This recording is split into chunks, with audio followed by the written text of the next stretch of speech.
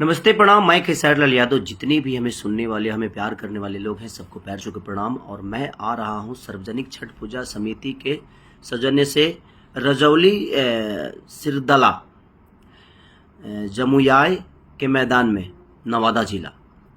ये रजौली सिरदला जमुयाय के मैदान में, नवादा जिला।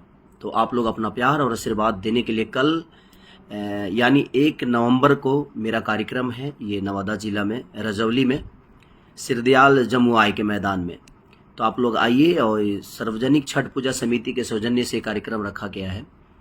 और हम ही नहीं, कल एक मेरा गाना भी रिलीज हो रहा है, उसी के सौजन्य से आप हमारी नम्रता मल्ला, जो अभी आप लोगों ने देखा था गाना, बहुत सारे गाने में उन्होंने किया है, मेरे 2 घुट से लेकर बहुत सारा गाना मेरे उनके साथ हुआ है।